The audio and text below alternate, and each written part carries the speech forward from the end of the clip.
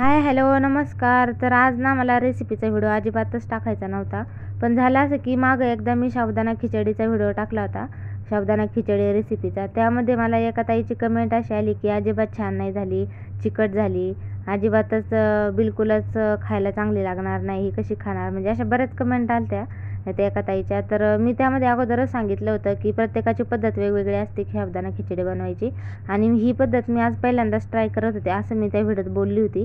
पण काय कोणी पूर्ण बघत नाही व्हिडिओ आणि लगेच कमेंट करतात. तर चला म्हटलं आज माझा उपवास पण आहे आणि आज साबुदाणा खिचडी बनवतच होते, तर म्हटलं चला तुमच्यासोबत शेअर करावी माझी जी पद्धत, मी ज्या पद्धतीनं बनवते तेच.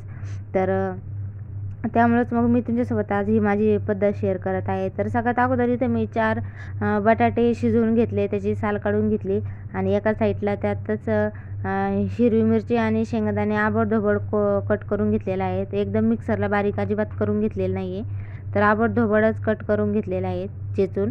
तर मला आबडधोबडच करून असे चेचून खूप छान होते, मला असलीच आवडती. तर त्यानंतर मी लगेच एक कढईमध्ये 2 चमचा तेल घातलं आणि जे आबडधोबड शेंगदाणे आणि मिरची आपण कट करून घेतली होती ना, चेचून घेतली होती, त्याला लगेच कढईमध्ये टाकून घेतला आणि एकदम मंद आचेवर त्याला भाजून घ्यायचं आहे.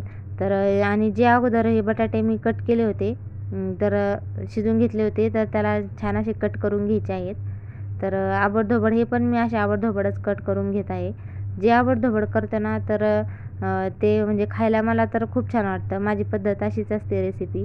तर मी माझ्यासाठी करायचं म्हटलं की असंच करत असते. आता इतरांसाठी करायचं म्हटलं तर थोडंसं व्यवस्थितच करते, पण माझ्यासाठी तर मी अशीच करते, कारण की मला अशीच आवडती आणि खूप छान होती. त्यानंतर हे आबडधोबड कट करून घेतलेले बटाटे आपल्याला यामध्ये घालायचे आहे आणि हे पण अगदी 2 मिनटं त्याला छान असं फ्राय करून घ्यायचं आहे. त्यानंतर फ्राय झाल्याच्यानंतर त्यामध्ये लगेच आपल्याला भिजलेला साबुदाणा घालायचा आहे. तर बघू शकता भिजलेला साबुदाणा असा घालायचा आहे आणि छान असं पुन्हा 5 मिनटं हलवून घ्यायचं आहे. तर मीठ मी यामध्ये अगोदरच घातलेलं होतं, जेव्हा मी शेंगदाणे आणि हिरवी मिरची चेचून घेतली तेव्हाच मी यामध्ये मीठ घातलं होतं आणि त्यामुळे वरतून मीठ घालायची काहीच आवश्यकता नाही आहे. तुम्हाला हवं तर तुम्ही घालू शकता. त्यानंतर अगदी 5 मिनटांनी हलवल्याच्यानंतर तुम्ही बघू शकता किती छान अशी साबुदाणा खिचडी तयार होती. अगदी मंद गॅसवरच आपल्याला 5 ते 7 मिनटं असे हलवून घ्यायचे आहे. जास्त काही वेळ पण लागत नाही आणि एकदम मंद गॅसवर हे करायचे आहेत.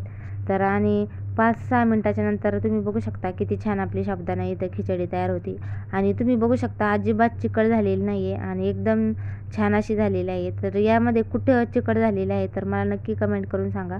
आणि दिसतच आहे एकदम मोकळी झालेली आहेत, एकदम मऊसूत झाली आहे, अजिबातच चिकट झालेली नाही. पण काय काय लोकांना मधीच बोटं घालायचे असतात, तर त्यामुळे असे कमेंट करतात. तर बघू असू द्या. चला तर मस्तपैकी नंतर मग मी आणि अभिनय मस्त खिचडी एन्जॉय केली. तर चला तुम्हाला व्हिडिओ आवडल्यास व्हिडिओला लाईक करा आणि चॅनलला सबस्क्राईब करा. चलो बाय.